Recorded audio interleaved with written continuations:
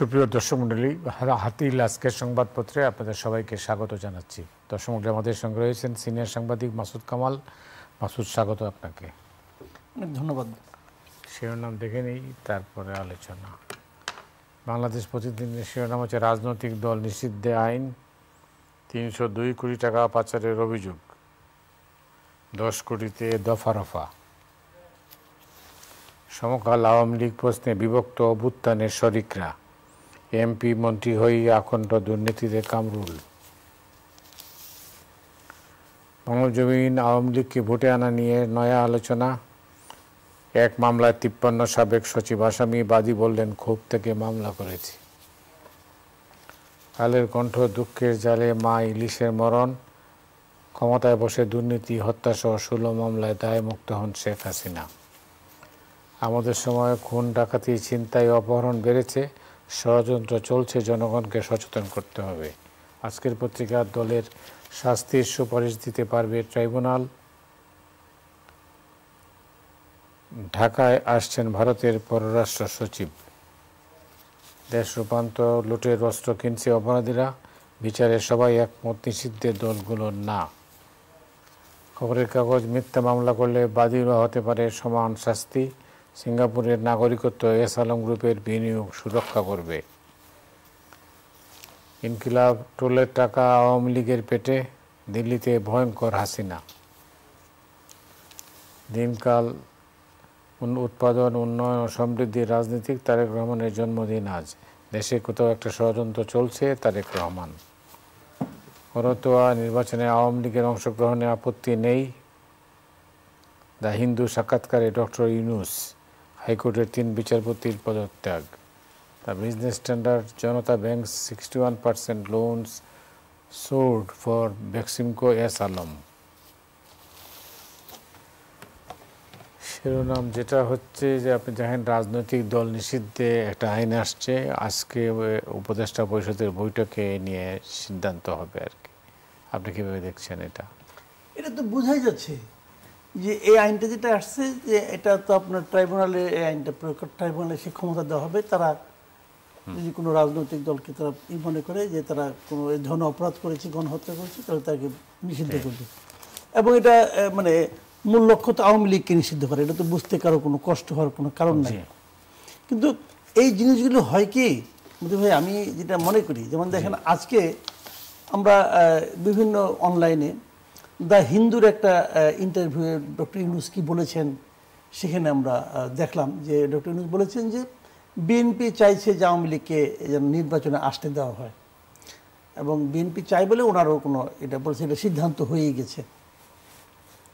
তাহলে বিএনপির যে সিদ্ধান্তটাকে আপনি গুরুত্ব দেন, তারপরে আপনি আবার এই ধরনের আইন করছেন, এবং যদি নির্বাচন 6 মাস 7 মাস পরেও হয়, তাহলে এই আইনে তো বোঝাই যাচ্ছে নির্বাচনের আগে আগে আওয়ামী লীগকে নিষিদ্ধ করার একটা পায়তারা করা হবে অথবা চেষ্টা করা হবে। তারপর আপনি বলবেন যে এটা আইনগতভাবে হয়েছে, তো আমার কিছু করার নাই, এটা হতে পারে। তো এটা কিন্তু আমরা না, আমরাও তো খুব বেশি মানে আপনার মানে এমন তো না যে আমরা খুব মানে শর্ট টার্ম মেমোরি লসের রোগে ভুগতেছি, তা তো না। আমরা তো দেখতেছি নিকট অতীতে এগুলি হয়েছে, এইভাবে আদালতকে ব্যবহার করা হয়েছে। এবং আমি মনে করবো এখন এরা যা চাইবে তাই তো হবে, তাই তো হচ্ছে, আমরা তাই দেখতেছি। কিন্তু কাজেই সেক্ষেত্রে এটা কতটুকু মানে কি হলো আমি বুঝি না। এবং আমি মনে করি, আমি এখনো মনে করি, যদি আপনি আওয়ামী লীগকে নিষিদ্ধ করতে চান, আপনি যদি আইন করে করেন না যেমনি করে করেন, সেটা কিন্তু আলটিমেটলি আওয়ামী লীগের উপকার করা হবে। কেন? এটা আমি মনে করি। কারণ মনে করি কেন, তখন আওয়ামী লীগ না, যেমন ধরেন মানে মানুষের একটা কমন সাইকোলজি আছে কিন্তু, যে দুর্বল, যাকে আপনার মানে সবাই মিলে চাপে, তার প্রতি একজন সিম্প্যাথি কাজ করে। কিন্তু আজকে যদি আমি পার্থক্যটা বলি, 1 নম্বর কথা হলো যে আপনি কোনো রাজনৈতিক দলকে নিষিদ্ধ করে নিশ্চিহ্ন করতে পারবেন না। প্রতিদিন এমন ছোট ছোট মুহূর্তগুলো তৈরি করে জীবনের গল্প। Hatil, live and relive. উপরের থেকে নিষিদ্ধ করলে সেই রাজনৈতিক দলকে নিশ্চিহ্ন করা যায় না, এটা কখনোই যায় না। জামাত তো হলো না, জামাত তো হলো না, পায় নাই তো, বরং জামাত আরো পাওয়ারফুল হয়েছে, এইভাবেই পাওয়ারফুল হবে। আরেকটা ঘটনা কি হবে সেটা বলি আপনাকে। আপনি যদি আওয়ামী লীগকে নিষিদ্ধ না করে আওয়ামী লীগের যারা মন্ত্রী ছিলেন, আওয়ামী লীগের যারা সেন্ট্রাল কমিটিতে ছিলেন, আওয়ামী লীগের যারা বড় বড় পদে ছিলেন জেলা পর্যায় পর্যন্ত, এদের সকলেরই কিন্তু অপরাধ আছে, অনেক অপরাধ, 15 বছর অনেক অপরাধ করছে। এই প্রত্যেকটা যদি অপরাধের আপনি বিচার করতেন তাহলে হতো কি আওয়ামী লীগের একটা ফ্রেশ লিডারশিপ আসতো।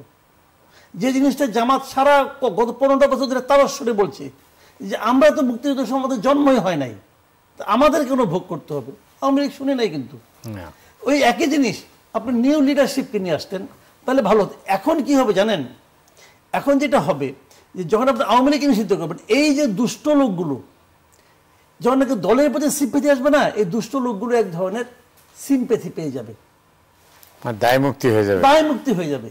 আপনি আসল অপরাধের কোনো শাস্তি করলেন না। এক নম্বর হলো আপনি দলকে নিশ্চিহ্ন করতে পারবেন না, ইম্পসিবল। এই দেশে আওয়ামী লীগ করে, হৃদয় থেকে করে, বংশানুক্রমিকভাবে করে এমন লোকের সংখ্যা মিনিমাম 3 কোটি, মিনিমাম 3 কোটি। এরা হলো মানে বংশানুক্রমিকভাবে আওয়ামী লীগ করে। তো সে আওয়ামী লীগ মানে দাদাই করতো, বাবাই করে, ছেলে করে, এসব আওয়ামী লীগ করে। তো তাদেরকে আপনি কি করবেন, বঙ্গোপসাগরে ফেলাই দেবেন? এটা সম্ভব? এটা হয় কখনো? হয়? জামাতকেই পারেন নাই। জামাতের তো আওয়ামী লীগের 3 ভাগের 1 ভাগ স্ট্রেংথ নাই, পারেন নাই তো আপনি। এটা কখনো পারা যায় না। তো সেটা যখন আপনি করবেন তখন কি হবে, এরা আরো ঐক্যবদ্ধ হবে, আরো দৃঢ়, এবং এটা একটু ভুল সিদ্ধান্ত হবে। যারা করতেছেন তারা হয়তো হুজুগের বসে করতেছেন, তারা হয়তো এক ধরনের ইমোশনের ভিত্তিতে করতেছেন। আমি মনে করি এটা কোনো ভালো ফল আমাদের দেশের রাজনীতি। আর তারও চেয়ে বড় কথা আমি পার্সোনালি মনে করি যে দেশকে তো আমরা দেখতেছি গত 50 বছর ধরে দেশটা এখানে ভাগ করার চেষ্টা চলছে, বিভক্ত করার চেষ্টা। বিভক্ত ছিল এবং আরো বিভক্ত করবে। জামাত নিশ্চিহ্ন, আওয়ামী লীগ বলতো না বিএনপি নাকি একটা সন্ত্রাসী দল, তাতে এটা বলে জিয়াউর রহমান পাকিস্তানের চর ছিল, এগুলো তো আওয়ামী লীগ বলছে। এগুলো বলার মানে কি, যে তোমার সঙ্গে আমি মিশবই না, তুমি দূরেই থাকো। তো জাতিকে যদি ঐক্যবদ্ধ আপনি না করতে পারেন তাহলে তো হবে না। তাহলে ঐক্যবদ্ধ করার তো কোনো নমুনাই দেখতেছি না আমি, বরং আরো ভয়ঙ্কর অবস্থা। কে আওয়ামী লীগ করছে, কে দোসর। আচ্ছা আপনি বলেন আমাদের প্রফেশনে কি হচ্ছে, আপনি বলেন তো। এই যে প্রেস ক্লাবে মানে আপনি একদম লাইন ধরে সাংবাদিকদের বের করে দিচ্ছেন, এটা তো একটা ক্লাব, এটা তো একটা ক্লাব, এটা তো কিছুই না, বের করে দিচ্ছেন না। কিন্তু অভিযোগ তো এখনো প্রমাণিত হয়নি, প্রমাণও হয় নাই, আপনি রায় দিয়ে দিচ্ছেন। আপনি কিন্তু রায় দিয়ে দিচ্ছেন, প্রমাণ হয় নাই। আপনি আচ্ছা একই রেশন কার্ড আপনি বাতিল করেছেন কি কারণে? এই লোকগুলো কি প্রফেশনাল জার্নালিস্ট না? আপনি তাদের সবাইকে চিনেন অবশ্যই। এদের এখনো তো অনেক, এদের মধ্যে আমি তো মনে করি 70% লোক এখনো অ্যাক্টিভ জার্নালিস্ট। এদের মধ্যে আমি অনেককে চিনি যারা জীবনে সাংবাদিকতা ছাড়া কিছুই করে নাই, সারা জীবন ধরে এটাই করতেছে তারা, এই লোকগুলো। আপনারা তো অ্যাক্রিডিটেশন দিলেন, এটা কি করছে? গভর্নমেন্ট করছে। কেন করছেন আপনি ভাই? এটা করে আপনি কি প্রমাণ করতে চান? বরঞ্চ অ্যাক্রিডিটেশন কার্ড তো একটা সাংবাদিকের অধিকার, আপনি বরং সবাইকে দেন। অ্যাক্রিডিটেশন কার্ডে রেশনিং করে আপনি কি করছেন? সাংবাদিকের যাতায়াতটাকে আপনি সংকুচিত করে দিয়েছেন, এটা আপনি ওপেন করে দেন। আপনি সেটা কমাইতেছেন কি কারণে? আওয়ামী লীগের সমর্থন করছে, অমুক করছে। তো এটা কোনো কথা? এই বিভক্তিগুলো কেন আনতেছে দেশটার মধ্যে? এটার কোনো ভালো ফল আসবে না, আসবে না। আবার কি করছে দেখেন, সারা দেশে প্রেস ক্লাবে যেটা হলো, আপনি তো প্রেস ক্লাব ইলেকশন 1 বছর পিছিয়ে দিল কেন? দেশে নাকি পরিবেশ নাই, এটা কি সরকার স্বীকার করে দেশে এই পরিবেশ নাই? ঢাকা রিপোর্টার্স ইউনিটির ইলেকশন হচ্ছে, ও ইলেকশন হবে। ঢাকা রিপোর্টার্স ইউনিটির মেম্বার তো প্রেস ক্লাবের চেয়ে বেশি বলতেছে দেশে পরিবেশ নাই, কেউ কিছু বলেও না। মানে আমি হতাশ হয়ে যাই এই সাংবাদিকদের মেরুদণ্ড দেখে, কেউ কিছু বলেও না। এরা আবার অন্য মানুষের অধিকার আদায় করবে যারা নিজের অধিকারকে জলাঞ্জলি দেয়। এবং আমি মনে করি এখানে সরকারের একটা আছে, মদত আছে, তোমরা এভাবে করো। চট্টগ্রাম প্রেস ক্লাবের খবর জানেন আপনি? তালামারা আছে, তালাবদ্ধ। কেন? কেউ নাকি মেম্বারশিপ চায়, মেম্বার হইতে চায়, একটা হয়েছে যেটা তালা মারি দিয়েছে। ডিসি ওই কমিটি বাতিল করে দিয়েছে। ডিসি কে? প্রেস ক্লাবের কমিটি বাতিল করার জন্য? বলেন তো আপনি আমাকে, এটা ঠিক আছে হইল? এগুলো চলছে, গায়ের জোরে চলছে। কিছু বললেই বলে কি যে এটা বিপ্লবী সরকার, গণঅভ্যুত্থানের সরকার। গণঅভ্যুত্থান, আপনি যদি প্রশ্নের জবাব দিতে না পারেন তাহলে আমি যা ইচ্ছা যা করবো এটাই ঠিক, এটা কিন্তু ফ্যাসিবাদ বলে। এটা কিন্তু ফেসিবাদ বলে। আমি যা বলবো এটি ঠিক, সবাই এক কথা কয়, আমি কই আমি যা বলবো এটা। হাসিনা তো এই কাজই করতো, কারণ এখানে তাই হচ্ছে। কিছু বললে বলে এটা বিপ্লবী সরকার, আমরা যা ইচ্ছে তা করতে পারি। তো এগুলি হলো না, লজিক্যালি কাজটা করতে হবে। আপনি যাই করেন একটা লজিক থাকবো না। আমি যদি প্রশ্ন করি আপনার উত্তর দেবেন না, কি বলবেন? যাই হোক, এখন হলো অন্য প্রসঙ্গে যাই। জি। আপনি জানেন নির্বাচনের তারিখ এবং রোডম্যাপ নিয়ে একটা বিতর্ক হচ্ছে। জি। তো এটার তো কোনো কুল কিনারা হচ্ছে না। না, এখন রোডম্যাপ যারা চায়, আমি মনে করি তাদের চাওয়ার নৈতিক অধিকার আছে। আপনি একটা সংস্কার করতেছেন, সংস্কার তো করবেন, সংস্কার কত প্রয়োজন, আমরাও সংস্কার চাই। আপনার সংস্কারে কতদিন লাগবে? 2 মাস, 3 মাস, 5 মাস, 10 মাস? একটা সময় আপনি তো একটা হিসাব আছে, আপনি গভর্নমেন্টে আছেন, আপনার একটা হিসাব থাকবে না যে আমার এটা 2 বছর লাগবে ভাই, আমার 2 বছর। আপনি বলেন 2 বছর লাগবে। আপনি এ পর্যন্ত কোনো একটা উপদেষ্টার মুখে শুনছেন যে সম্ভাব্য কতদিন লাগতে পারে? তাও বলে না। বরঞ্চ উপদেষ্টাদের আমি দেখছি সময়সীমার কথা জিজ্ঞাসা করলে মন খারাপ হয়ে যায়, মানে চোখে মুখে দেখেন একজন হতাশার ছাপ। হ্যাঁ, আমার চলে যেতে হবে, এটা কেমন কথা? আমি তো চলে যাওয়ার জন্য আসি নাই, কি আরামের জীবন, হ্যাঁ, আমি তো চলে যাওয়ার জন্য আসি নাই। এটা তো ঠিক না। বরঞ্চ আমার কাছে স্মার্ট মনে হচ্ছে ডক্টর ইউনূসকে। হ্যাঁ, নিজেই তো উনিই তো বলছেন। উনি কিন্তু স্মার্ট, উনি কিন্তু বলছেন আমি বেশি দিন থাকতে আসি নাই, তাও তো কিছু একটা বলছে, অন্যটা তাও কয় না। আর মাঝখানে একজন তো আপনার এখানে আসেন একটা বলে দিয়ে পরে প্রত্যাহার করছে আবার, কি আর বলবেন? তো আমি মনে করি এগুলো ট্রান্সপারেন্ট হওয়া উচিত। জনগণ কিন্তু ট্রান্সপারেন্সি পছন্দ করে। আপনি আমাকে কি দিবেন এটা জনগণ জানতে চায়। আপনি উপদেষ্টা হয়েছেন, আপনি জনগণের জন্য তো হয়েছেন না, জনগণকে আপনি ইনফর্ম করবেন না যে তোমরা ওয়েট করো, তোমরা ধৈর্য ধরো, আমার 2 বছর লাগবে, বলে দেন না ভাই। জনগণ তো আপনাকে ভালোবাসে, জনগণ তো এমন না আপনার উপরে তারা ক্ষিপ্ত, জনগণ আপনাকে ভালোবাসে, জনগণ আপনার ধৈর্য ধারণ করবে। কিন্তু আপনি অনিশ্চয়তা রাখলে তো সমস্যা। আপনি বলে দেন যে 1 বছর লাগবে, 2 বছর লাগবে, অথবা আমরা চেষ্টা করতেছি 2 বছরের মধ্যে করার, না পারলে আপনি আরো সময় নেবেন, একটা টাইম তো দিবেন। ধরেন আল জাজিরা, দ্য হিন্দুর সঙ্গে দুটোতেই সাক্ষাৎকার দিয়েছেন প্রধান উপদেষ্টা। এই দুটো সাক্ষাৎকারের মধ্যে কিন্তু ভিন্ন ভিন্ন বক্তব্য আছে। তো এইগুলো আপনি নিশ্চয়ই দেখেছেন? মোটামুটি দেখেছেন। হ্যাঁ। তা আপনার কি ধারণা? আমার কাছে না, এখানে আরেকটা জিনিস আমি বলি, এটাও আমার কাছে, আমার জন্য কেন মনে হয় ডক্টর ইউনূস না আমাদের দেশের সাংবাদিকদেরকে অপছন্দ করে। কেন? দেখুন, ওনার সব ইন্টারভিউ বিদেশি পত্রিকা, আচ্ছা, সব এএফপিকে দিল, আল জাজিরাকে দিল, হিন্দুকে দিচ্ছে, মানে সমস্ত ওনার ইন্টারভিউ হচ্ছে বিদেশি পত্রিকার সঙ্গে। আর বাংলাদেশের একটা পত্রিকা তাও একটা ইন্টারভিউ নিল, এত তৈলাক্ত ইন্টারভিউ ছিল যে ওইটার কি বলবো, ওটা কোনো ইন্টারভিউর মধ্যে পড়ে না। আপনি দেখেন অন্যদের ইন্টারভিউ নিয়ে গেলে কিন্তু আপনি কিন্তু যখন পত্রিকা করতে চান তখন কিন্তু আপনি একাধিক রিপোর্ট করতে হয়। এই প্রত্যেকটা ইন্টারভিউতে কিন্তু একাধিক রিপোর্ট চলে আসে, একাধিক হেডলাইন চলে আসে। আওয়ামী লীগ নিয়ে কি বলছে, নির্বাচন নিয়ে কি বলছে, সংস্কার নিয়ে কি বলছে, আসে না? আমাদের যে পত্রিকাটা ইন্টারভিউ কোনো হেডলাইন হয়? কোনো হেডলাইন হয় না তো, ওটা তো একটা তথ্য বিবরণীর মতো। তো এটা একটা কারণ হতে পারে, উনি তো বুঝছেন আমাদের এখানে আপনাদের মার্ক কেউ না, এটা হইতে পারে, আমি জানি না, নাকি উনি আমাদের কোনো প্রেসকে অ্যালাউ করেন না কেন, এটাও বুঝি না। কিন্তু উনি যে কথাগুলো বলেছেন, উনি তো বলেন ভালো, সুন্দর করে গুছিয়ে বলেন, মেধাবী মানুষ, কোনো সন্দেহ নাই, ওনার কথা শুনতেও ভালো লাগে। তো আমার কাছে ওনার কাছে একটাই কথা, ভাই ট্রান্সপারেন্ট হন, মানুষ যেন আপনার কথা থেকে বুঝতে, যেমন মানে উনি ওই দিন যে একটা বক্তৃতা দিলেন জাতির উদ্দেশ্যে, ট্রান্সপারেন্ট না, কিন্তু কেউ কিছু ক্লিয়ার না।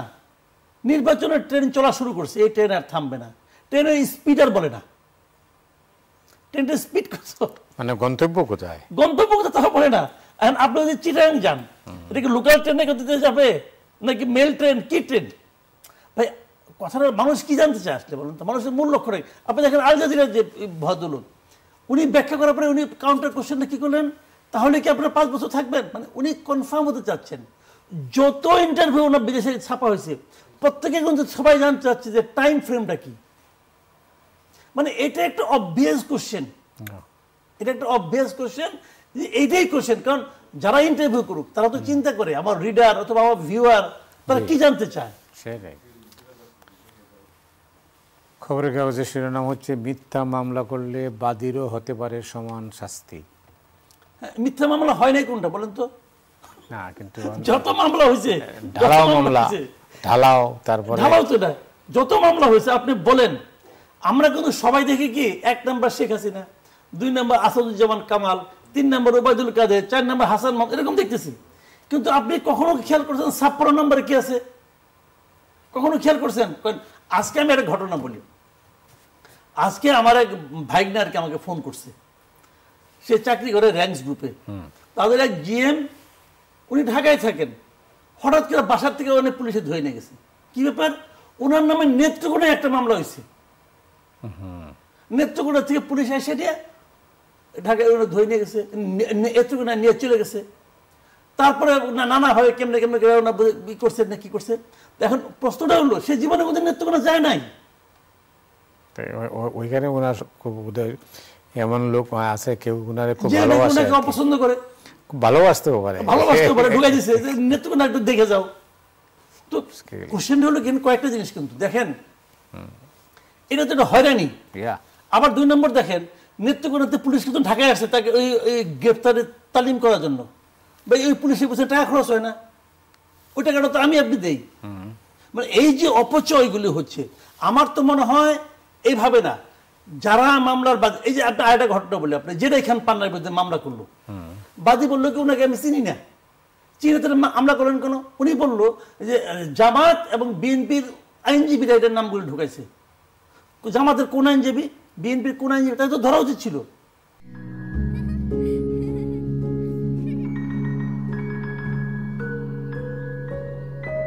প্রতিদিন এমন ছোট ছোট মুহূর্তগুলো তৈরি করে জীবনের গল্প। Hatil, live and relive. আচ্ছা, ওই মামলাটাকে আছে, ওই মামলা কিন্তু আছে, তো এই মামলা চাই কি হবে? পরে আবার একজন লোকের নাম সে প্রত্যাহার করতেছে। তো এগুলো তো ফাজলাম আসলে বেসিক্যালি। না, এটা যদি আইন হয় তাহলে তো খুবই ভালো, খুবই ভালো আইন হওয়া উচিত, এবং এইটার সবচেয়ে আগে দেখা উচিত। প্রথমে বাদীকে জিজ্ঞাসা করতে হবে, অর্ধেক মামলাই বাতিল হয়ে যাবে। প্রথমে বাদীকে জিজ্ঞাসা করতে হবে যে ভাই আপনি যে মামলাগুলো করছেন এই নামে কয়জনকে চিনেন? ওইটা আমি তো ভাই চিনি না। তাহলে ওই দিন দেখলাম একটা সাভারে একটা মামলা হয়েছে, এটা আপনি পড়ছেন নিশ্চয়ই, যে লোকের হত্যা মামলা হয়েছে একটা, ওই লোক মরে নাই, ওই লোক জীবিত ঘুরতেছে, জীবিত ঘুরতেছে। তো আপনি বলেন এগুলো কিছু হইল? এই যে আমি দেশ রূপান্তরের শিরোনাম দেখছি, সেটা হচ্ছে লুটের অস্ত্র কিনছে অপরাধীরা। হ্যাঁ, এইটা কিন্তু মারাত্মক পয়েন্ট। মারাত্মক পয়েন্ট কেন? এই যে থানাগুলি লুট হয়েছে, আমরা কিন্তু সব খবর জানিও না কয়টা থানা লুট হয়েছে, এবং অনেক থানা তো। আচ্ছা, আপনি আমাকে বলেন, স্টুডেন্ট কি থানা লুট করছে অস্ত্র লুট করার জন্য? না, তো স্টুডেন্ট তো না, এগুলি কোথায়, ওইগুলি কোথায় গেল? অস্ত্র কয়টা উদ্ধার করছেন আপনি? তারপরে এই অস্ত্রগুলি এখন তো মনে করেন অপরাধীর হাতে চলে যাবে, হয়তো জঙ্গিদের হাতেও যাবে। তো এইটার প্রভাব তো পড়বে দেশের মধ্যে অবশ্যই। এইটা কিন্তু একটা ভয়ঙ্কর জিনিস। আমি মনে করি এই ব্যাপারে সিরিয়াসলি গভর্নমেন্টের আমার হয় দেখা উচিত। কিভাবে দেখবে এটা? এখন কিভাবে দেখবে এটা তো গভর্নমেন্ট বুঝবে, এটা তো আমি আপনি বলতে পারবো না। আমি আপনি তো এই বিষয়ে এক্সপার্ট না, যারা অপরাধ বিশেষজ্ঞ আছেন তারা বুঝবেন কিভাবে করবেন। কিন্তু আমি আপনি কি করবো? আমাদের কাজ হলো, যদি তারা না ধরার ফলে কোনো অন্যায় ঘটে তো সেটা আমরা সমালোচনা করবো, কারণ আমাদের তো কাজ এইটা। কিভাবে ধরবে পরামর্শ দেওয়ার ক্ষমতা থাকলে তো আমি ওখানে বসতাম। আমি তো এইভাবে এক্সপার্ট না, যিনি বসেছেন উনি এক্সপার্ট। আচ্ছা মাসুদ, আপনি তো ইউটিউবে খুব সরব, খুবই অ্যাক্টিভ বলা চলে। এমনিতেও এক সময় আপনি নিউজ পেপারে কাজ করতেন, এরপরে টেলিভিশনে গেলেন, এখন ইউটিউবে আছেন। আপনার দৃষ্টিতে এই মুহূর্তে বাংলাদেশের সাংবাদিকতা কোন জায়গায় দাঁড়িয়ে? কোন জায়গায় সবচেয়ে বড় সমস্যা? না, সমস্যা কোন জায়গায় দাঁড়িয়ে আছে আপনি মার্ক করতে দিতে চাইলে কিভাবে দিবেন? বাংলাদেশের সংবাদপত্র দেখেন, আমি একটা আবার যদি অবজারভেশন, এক সময় আমরা বলতাম যে শেখ মুজিব 4টা সংবাদপত্র রেখে আর সব করে দিয়েছিল, বাতিল করে দিয়েছিল। এটা কিন্তু মানব জগৎ সম্মত আমরা বলি। একসময় দাস প্রথা ছিল, তারপরে পুঁজিবাদ চলে আসছে। কিন্তু দাস প্রথা বরং বেটার, কারণ ওই দাসটা অসুস্থ হলে মালিককে চিকিৎসা করতে হতো। আর পুঁজিবাদে কি হয়েছে, সব ছেড়ে দিছে, তুমি ওপেন, চাকরি নাই, তার আরো খারাপ, তার চিকিৎসা তার নিজেরই করতে হয়। তো এইখানেও হয়েছে একই অবস্থা। আওয়ামী লীগ গভর্নমেন্ট পত্রিকাগুলিকে এমনভাবে নানাভাবে ক্যারিকেচার করে এমন একটা অবস্থানে নিয়ে গেছে এই পত্রিকাগুলো চাইলেও কিছু করতে পারবে না। তার ধারাবাহিকতা কিন্তু এখনো আছে। আমি একটা এক্সাম্পল দিয়ে বলি আপনাকে, এই যে পত্রিকাগুলো যে বিজ্ঞাপন দেয়, পত্রিকাগুলো যে আপনার ওয়েজ বোর্ড পালন করে কি করে না, এবং ওয়েজ বোর্ড অষ্টম ওয়েজ বোর্ড দিলে সে বিজ্ঞাপন কত রেটে পাবে, কয়টা পত্রিকা দেয়, কয়টা পত্রিকা সার্কুলেশন কত। আপনি বলেন, একসময় তো আমরাও পড়তাম, সংবাদ পত্রিকা খুবই নাম করা ছিল, ভোরের কাগজ খুবই নাম, 1,51,000 চলে 1,51,000, তারা তো 1,51,000 দেখিয়ে নিয়ে অষ্টম ওয়েজ বোর্ডে বেতন দেয় বলে তারা তো ওই টাকাটা নিচ্ছে। এটা নিচ্ছে কেন? এটার মাধ্যমে তারা করতেছে কেন? গভর্নমেন্ট আসলে কি করতেছে? গভর্নমেন্ট এই যে বিজ্ঞাপন, সরকারি বিজ্ঞাপনগুলি দিচ্ছে, এটা দেওয়ার মাধ্যমে তাদের কিন্তু এক ধরনের ব্রাইব দিচ্ছে যে তোমাকে আমি এইগুলি দিয়ে পাইলে রাখবো, তুমি কখনো স্বাবলম্বী হইতে পারবে না, তুমি সারাক্ষণ আমার দিকে তাকায় থাকবা যে কিভাবে আমি বিজ্ঞাপনটা আনতে পারি, কিভাবে আমি নিউজ প্রিন্টটা পাইতে পারি। এই যে প্রক্রিয়াটা, আপনি বলেন তো বাংলাদেশে আপনি এখানে কয়টা পত্রিকা নিয়ে বসছেন? 10টা পত্রিকা। ঢাকা শহরে আছে কয়টা? ওগুলো তো আপনি তাবিজ বানানোর জন্য খুঁজে পাবেন না, বলেন আপনি তো। ঢাকা, আমি তো মনে করি জাতীয় পত্রিকা হওয়ার কথা ম্যাক্সিমাম 20টা, যেগুলো আমরা দেখি। আরগুলিতে কিন্তু আছে কয়টা? এখানে কয়শো আছে বলেন? সবাই তো বিজ্ঞাপন পাচ্ছে। যে বিজ্ঞাপন জীবনে দেখছে, তাতে কি হচ্ছে? বিজ্ঞাপন দেওয়ার উদ্দেশ্যটা ব্যাহত হচ্ছে, সরকারের অপচয় হচ্ছে, প্লাস সরকার এগুলিকে পাল্টেছে। তুমি আমার গুণগান গাইতে থাকো। এর মাধ্যমে কি হচ্ছে? এই পত্রিকা যেগুলো বেরোচ্ছে তারা ক্ষতিগ্রস্ত হচ্ছে, তারা কিন্তু পর্যাপ্ত বিজ্ঞাপন পাচ্ছে না, ওইটা ভাগ হয়ে যাচ্ছে কিন্তু। তার ফলে কি হচ্ছে? প্রকৃত সাংবাদিকরা কিন্তু বেতন পাচ্ছে না, প্রকৃত সাংবাদিকরা ক্ষতিগ্রস্ত হচ্ছে। তো এই যে বিষয়গুলো, এটা কি চক্রের মতো? এটা তো একটা দিক, এটা একটা দিক না। কিন্তু প্রশ্নটা হচ্ছে যে মানে এই মুহূর্তে আপনি কি সমস্যা দেখতে পাচ্ছেন? মূল সমস্যা হলো, আমি যেটা মনে করি যে সংবাদপত্রের যারা সংবাদকর্মী, যারা তাদের অর্থনৈতিক সুযোগ সুবিধা হলো আমার কাছে মূল সমস্যা। আপনি যখন একটা লোককে অভুক্ত রেখা ভাতের মানে খাদ্যদ্রব্য পাহারা দিতে বলবেন, তার চেয়ে নির্মম আর কিছু হইতে পারে না। তো একজন সংবাদকর্মীকে আপনি একজন নিজে, আপনি একজন মালিকও বটে, আপনি কি যা তার পাওয়া উচিত তা আপনি দিতে পারেন? অনেক সময় পারেন না। কিন্তু যখন না পারেন, তখন আপনি তাকে কি করবেন? সে কি করবে? তাদের ঢাকা শহরে সংসার চালাতে হবে। আমি মনে করি সংবাদকর্মীদের বেতন ভাতার হলো বড় সমস্যা, 1 নম্বর। আবার যেহেতু একটু আগে বললাম, এটা চক্রের মতো, এই চক্র থেকে বেরোতে হবে না। কিন্তু টেলিভিশনকে আপনি ওয়েজ বোর্ডের আন্ডারে আনতে পারেন নাই, টেলিভিশন চলে আরেক আইনে, আরেক নিয়মে, এটাও ঠিক না। সাংবাদিকদের মধ্যে সবাই তো, এরা তো সাংবাদিক, এটা তো এই আইনের মধ্যে আনা দরকার। আর সংবাদপত্রগুলিকে আমি মনে করি তারা যা বলতে চায় তাদের বলতে দেওয়া উচিত। ওইটা তো অর্থনৈতিক তারা আটকায় রাখেন নানাভাবে। ওই আপনি বিজ্ঞাপন দেবেন, আপনি কি করবেন? না, কিন্তু শিল্পায়ন না হলে এটা খালি সরকারি বিজ্ঞাপনের উপর নির্ভর করে কি এটা সংবাদপত্র চলতে পারে কিনা? না, ওইটাও কিন্তু বিজ্ঞাপনটা আপনি যদি বেসরকারি বিজ্ঞাপন যখন আপনি চাইবেন, মূলত আপনার অর্থনৈতিক সোর্সটা কি? হয় সার্কুলেশন অথবা বিজ্ঞাপন, এই দুটি তো অর্থনৈতিক সোর্স, এটা ছাড়া তো চলবে না। তো আপনি বিজ্ঞাপনটা কখন পাবেন? আপনি একদিকে সরকারি বিজ্ঞাপনের আপনার শেয়ার কমে যাচ্ছে, এটা একটা। 2 নম্বর হলো আপনার পত্রিকার তো এখন সার্কুলেশন, মানে আপনি যদি বেশি না দেখাতে পারেন, তাহলে বেসরকারি বিজ্ঞাপন আপনি এখানে আসবে কেন? সেটা তো আসতে হবে। এটা তো একটা সাইক্লিক অর্ডারের মতো, এটার জন্য এটা হয় না। আমি যেটা বলছি আপনাকে, যে শিল্পায়নই তো হচ্ছে না, কারণ অনেক ইন্ডাস্ট্রি বন্ধ হচ্ছে, এখন ক্রমাগতভাবে বন্ধ হচ্ছে। তাইলে আপনার নিউজ পেপারের যে ইনকামটা, যেটা আপনি বলছেন, এটা তো অন্য বিতর্ক। তখন এটা সংবাদপত্র চলবে কিভাবে? আপনার দেশে তো নতুন কোনো ইন্ডাস্ট্রি হচ্ছে না।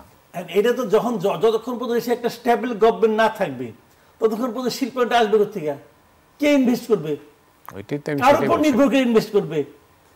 ঠিক না, একটা স্টেবল গভর্নমেন্ট আসতে হবে। কিন্তু আপনি এই যখন এখন এটা বলতেছে, এটা বন্ধ করো, ওটা বন্ধ করো, মানে একজন লোক বলতেছে, কিছু বললে বলে আমি বিপ্লবী সরকার, আমার আগে কিছু বলতে পারবে না, তাহলে তো এটা তো হলো না। আপনি একটা স্টেবল গভর্নমেন্ট তখন লাগবে, স্টেবল গভর্নমেন্ট লাগবে, ল অ্যান্ড অর্ডার লাগবে।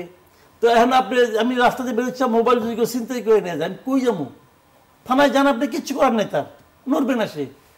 তো ওই মানে সিস্টেম যতক্ষণ পর্যন্ত আপনি ক্রিয়েট করতে না পারবেন, কি ল অ্যান্ড অর্ডারে বলেন, কি জুডিশিয়ারি বলেন, কি অ্যাডমিনিস্ট্রেশনে বলেন, ততক্ষণ পর্যন্ত কোনো কিছু আপনার কাজ করবে না। অ্যাডহক ভিত্তিতে আপনি শুরু করবেন, ওই অ্যাডহক ভিত্তিতে 2 দিন চলবে, কিন্তু কোনো সিস্টেম আপনার ক্রিয়েট হবে না। তাহলে এই অবস্থা থেকে, এই সংকট থেকে উত্তরণের পথ কি? উত্তরণের পথে না বলে তো সবাই বলে যে এটা একই দায়বে। উত্তরণের পথ হলো একটা মানে জনগণের সরকার ক্ষমতায় আসা, যে সরকারের একটা জবাবদিহিতা থাকবে জনগণের কাছে, যে সরকারকে জনগণ বলতে পারবে এনাফ, তুমি এখন যাও, আমি অন্য কাউকে আনবো, তুমি পারছো না, আমি অন্য কাউকে আনবো। জনগণের যে ক্ষমতা, এটা যতক্ষণ জনগণকে যদি আপনি ক্ষমতায়ন করতে পারেন তাহলেই কেবলমাত্র এটা সম্ভব, এর এক পর্যন্ত সম্ভব না। এখন যে সরকার আছে এরা কিন্তু জনগণের কাছে জবাবদিহি করে না, যা ইচ্ছে হলো বলে দিল। হাসিনা সরকার তারা জনগণের কাছে কোনো জবাবদিহি করতো না, বলতে বলে যে আমি জনগণের ম্যান্ডেট নিয়ে আসছি, কোন ম্যান্ডেট, কিভাবে ম্যান্ডেট, এর কোনো ব্যাখ্যা নাই, সেটাই বলতো। এখন আমরা যদি নির্বাচন ব্যবস্থাকে ঠিক করতে পারি, আমরা যদি একটা জনগণের সরকার, জনগণের ভোটের দ্বারা নির্বাচিত একটা সরকার আসতে পারে, কেবল তাহলেই জনগণ কিন্তু তারা প্রেশার দিতে পারবে। এটা না হওয়া পর্যন্ত আপনি শিল্পায়ন বলেন, যত কিছু বলেন, কিচ্ছু হবে না, কিচ্ছু হবে না। কে ইনভেস্ট করবে আপনার এখানে এসে নিয়ে এই অস্থিরতার মধ্যে? জবাবদিহিতা তো এটা একটা বড় সাবজেক্ট, কিন্তু জবাবদিহিতা নেই বলেই তো অনেক আজকের জবাবদিহিতাটা আপনি বাস্তবায়ন করবেন কিভাবে? ভোটের মাধ্যমে। তাহলে ভোটিং সিস্টেমটাকে আপনি ক্লিয়ার করতে হবে, ঠিক করতে হবে। ভোটিং সিস্টেম যদি আপনার কোনো ঝামেলা হয়, আপনি যাবেন কার কাছে? জুডিশিয়ারির কাছে। তাহলে বিচার বিভাগকে ঠিক করতে হবে। আপনি এই তিনটা করেন, আর কিছু করা লাগবে না, এই তিনটা করেন, তাহলে সব ঠিক হয়ে গেছে, বাকি এগুলো অটো। দেখা যাক কি দাঁড়ায়, হাতে সময় নেই। অন্য একদিন আপনার সঙ্গে আলোচনা করা যাবে। মাসুদ কামাল, আপনাকে অনেক অনেক ধন্যবাদ। দর্শক মণ্ডলী, আজ এ পর্যন্তই। আপনারা সবাই ভালো থাকুন। শুভরাত্রি।